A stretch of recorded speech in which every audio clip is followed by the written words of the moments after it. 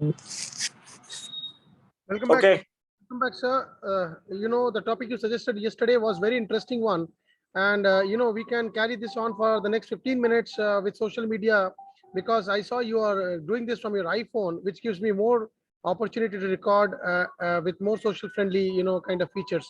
Sir, the role of social media that it's been playing in India's growth story over the last few years, and what are the vices that come along with it?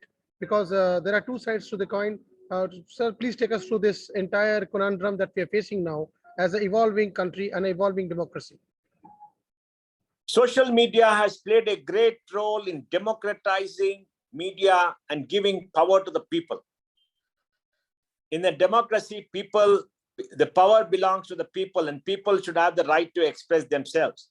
Before social media, newspaper or the print media was controlled by a few people and editors who controlled what came on the print media. We trusted them and believed them. We believe they will do public good, but very often they were opinionated. They used to drive fake narratives, and they used to make us think of a particular line of thinking, but they wanted to do that. Then came television, and the same manner, television owned by a few people. They capture the medium, and we did not have a voice. With the recipients of television, and the television anchors and others did exactly what they wanted to show a particular way. They never told us the truth. More often than not, the truth was not told. They had fake narratives and went away. But in social media, which came about 15 years ago, every single individual could go on social media and express themselves. Everybody could tell others what the truth was.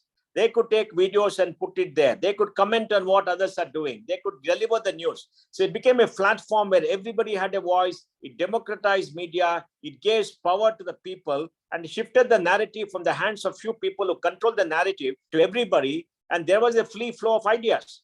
Yes. And there was the other part too, terrorists, Khalistanis, and everybody started propagating their fake, their narratives, violence, etc. A lot of wrong things also happened on social media because it was a medium where anybody could come.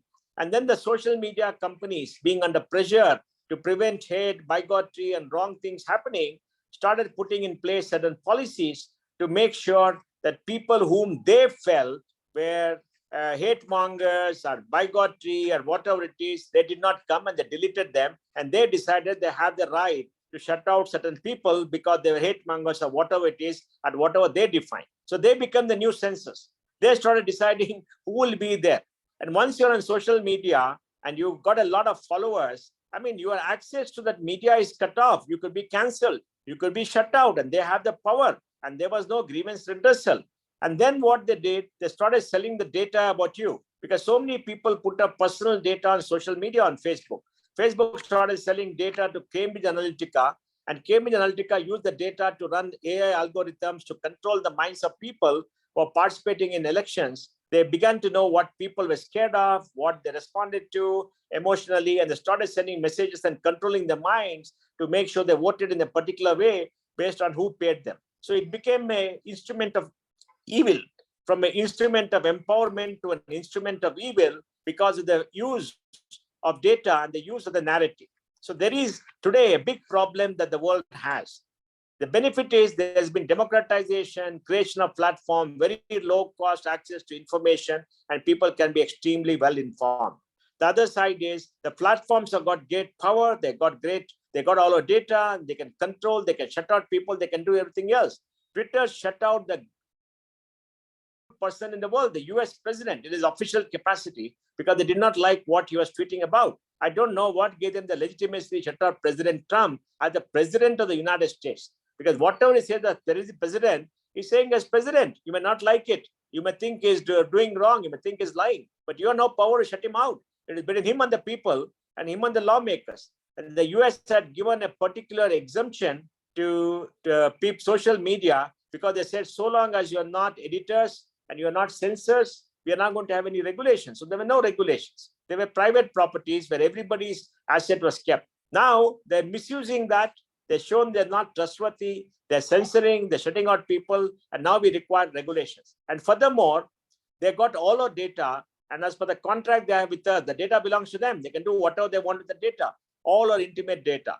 Google knows what you eat, what you buy, where you go, what you see, whom you talk to, everything Google knows. They can create a psychometric profile of you and use it for whatever purpose. And now the balance of power has shifted in favor of the platforms. And these platforms have become expansion monopolies.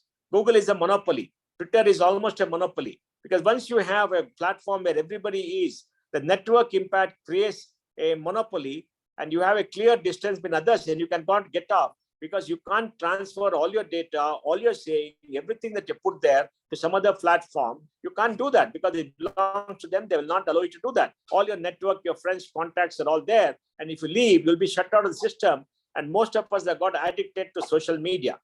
Therefore, I think it's important for us to understand that and to say very clearly that we need regulations. We need government to put in regulations to protect consumers. My view is, just like in 1949, we had the Universal Declaration of Human Rights by the United Nations to make sure that people's human rights were protected by international conventions. We need an international declaration of digital rights, so that everybody's right to come on a platform, everybody's right to express themselves, everybody's right to have data protected, everybody's right to make sure that there's no abuse is protected, and there's a proper grievance redressal mechanism. And the platform can't just shut you out based on whims and fancies of whatever internal policies they have. India too, like a great nation, should have a data privacy law. We should have a data sovereignty law. So all the data is stored in the country. It can be used by the government departments as per the law, and it can be done to protect us, and the platform becomes accountable. Our data should not travel and be stored outside the boundaries of this country, because they're outside. Government of India has no recourse to them, and our courts have no recourse to them, and the data is gone. It can be misused, and foreign powers can use the data. So this is the biggest danger that we have of expansion in monopolies who have great control over us, or great control over data, who control our thinking, and that is the bad part. So I will end by saying social media has democratized information and the media, but at the same time, it has become an expansion in monopoly, which is controlling the narrative, which is arrogated to himself the right to censor, the right to shut out, the right to admit, the right to sell your data. And that is dangerous. We need a global compact to make sure our rights are protected. Monopoly being created by people like Google. What is the alternative, or what is the solution that you suggest?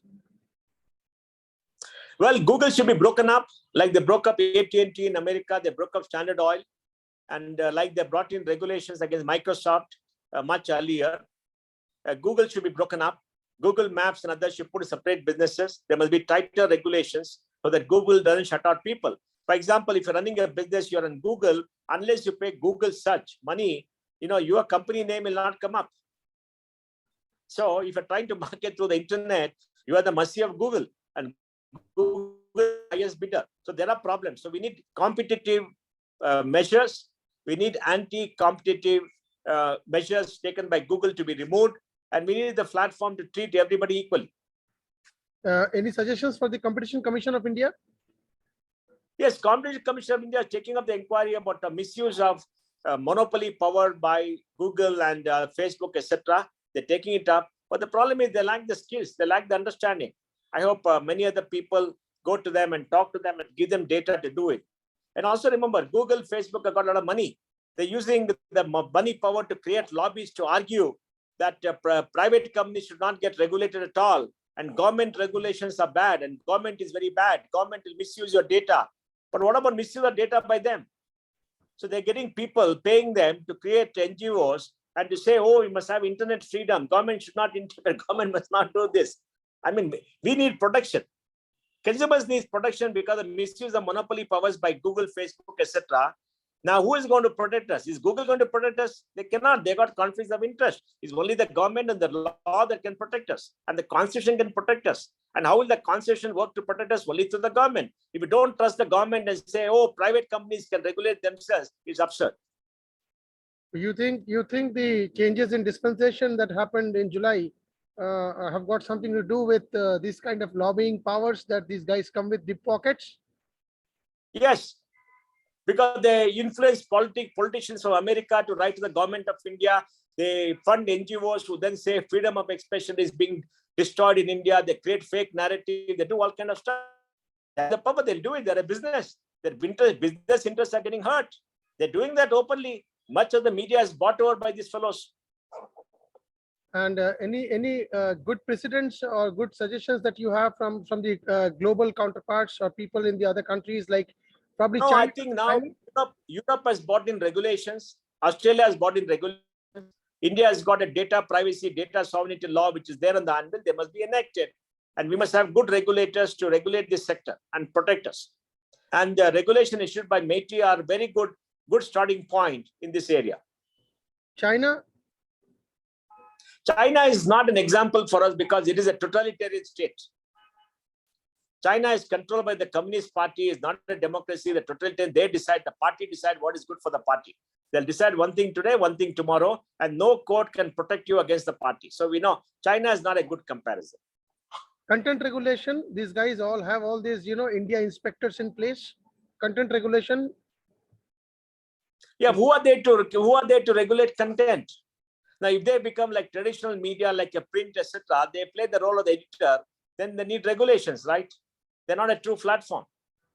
No, they talk about self-regulation. They talk about self-regulation being something which they are investing in the country, and therefore, content is becoming a real scary thing for us out of the social media. Vices. One of the big vices is content. When will they come back? There are too many questions. We don't want to be a tender mercies of a Twitter or a Google.